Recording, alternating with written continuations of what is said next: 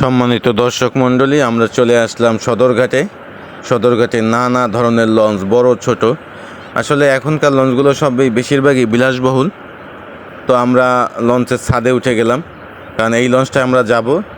লঞ্চে গেলে যদি ছাদে উঠে সদরঘাটের সৌন্দর্য দেখা না যায় তাহলে তো আর মজাই হলো না। তো লঞ্চের ছাদে বলতে আমরা একবারে 4 তলায়। তো ছাদ থেকে দেখা যাচ্ছে লোকজন আসতেছে। মোটামুটি ঈদের পর তো ভালোই ভিড়।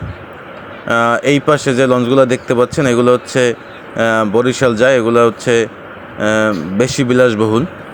আর এইদিকে যে লঞ্চগুলো, বিভিন্ন জেলায় এই লঞ্চগুলো যায়। আজকে লঞ্চের অনেক চাপ থাকায় এই লঞ্চের যে যাত্রী, সাধারণ যাত্রীরা অনেকেই ছাদেই উঠে বসে রয়েছে। আর লঞ্চের পিছনে বুড়িগঙ্গা যদি দেখাই, একসময় পানি পরিষ্কার ছিল, বৃষ্টির সময় এখনও পরিষ্কার হয়, কিন্তু এখন তো নোংরা। আর এইখান থেকে বিভিন্ন লঞ্চের ছাদ দেখা যায়। প্রতিটা লঞ্চের ছাদেই কম বেশি অনেক যাত্রী আছে। আর ওই পাশটা আরও সুন্দর। এই পাশটা যেমন কোলাহল, সদরঘাটের ঠিক অপোজিটে ওই পাশে তেমনই নীরব। হয়তো ভিতর থেকে ওই পাশ থেকে কোলাহল থাকতে পারে, কিন্তু এইখান থেকে দেখা যায় খুবই ঠান্ডা। এছাড়াও সদরঘাটের ছোট ছোট নৌকোগুলো দেখতে আরও চমৎকার। এগুলো লোকজন পার করে, কোনো লঞ্চ যদি কেউ ফেল করে তাহলে সেই লঞ্চে উঠিয়ে দেয়। আসলে এইখানে একটা আজব পরিবেশ। এটা যদি কেউ সদরঘাটে না আসে তাহলে কেউ বুঝতেই পারবে না। আর এই যে এইগুলো হচ্ছে লঞ্চের সাইলেন্সার, এখান থেকে এই লঞ্চের ধোঁয়াগুলো বের হয়। এটা গরম থাকে, কিন্তু নিরাপত্তার কারণে এটা ঢেকে দিয়েছে, যার কারণে ওরকম একটা গরম লাগে না। আসলে যাদের একটু টাকা পয়সা কম বা একটু হিসাব করে চলে, তারা লঞ্চের ডেকে যায়। ডেকের ভাড়া এখনও গাড়ির থেকে তুলনামূলকভাবে অনেক কম। আর যারা একটু সামর্থ্যবান তারা লঞ্চের কেবিনগুলো নিয়ে যায়। তো লঞ্চের আসলে টাকা থাকলে শান্তি সব জায়গায়। যারা কেবিনে যায় তারা তো অনেক শান্তিই পায়, আর যারা ডেকে যায় তারাও গল্পগুজব করতে করতে যায়। তো আমরা একবার উঠতে উঠতে লঞ্চের যে সর্বশেষ ছাদ, সবার উপরে আমরা উঠে গেলাম। এখান থেকে আসলে ভিউটা এত সুন্দর যেটা বলার বাইরে।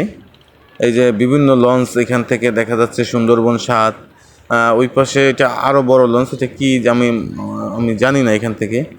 তারপরও আসলে যেহেতু আমরা 4 তলায়, তো সব লঞ্চগুলো এখন 4 তলার মতো।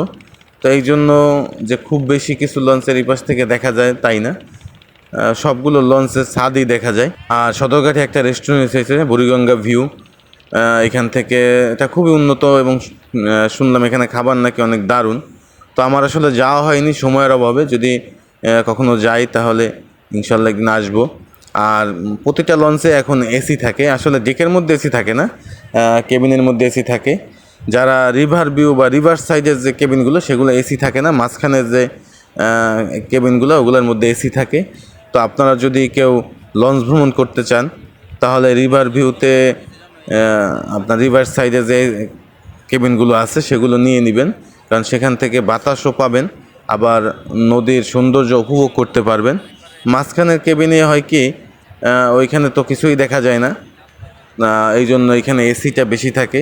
তো আসলে রিভার সাইডে এসির দরকার হয় না। তো আপনারা যদি চেষ্টা করবেন নদীর রিভার সাইডে যে কেবিনগুলো আছে লঞ্চে, সেগুলো নেওয়ার জন্য। তো আমরা এখন রওনা দিব বাড়ির দিকে, লঞ্চের সদরঘাটের সৌন্দর্য দেখতে দেখতে। তো আপনারা যদি দেখতে চান তাহলে চলে আসতে পারেন সদরঘাটের সৌন্দর্য আসলে বলার কিছু নাই। তো যাই হোক, আমাদের ভিডিওটি ভালো লাগলে অবশ্যই একটি লাইক দিবেন, শেয়ার করবেন, কমেন্টস করবেন, আর অবশ্যই আমার চ্যানেলটি সাবস্ক্রাইব করে দিবেন। সবাইকে ধন্যবাদ।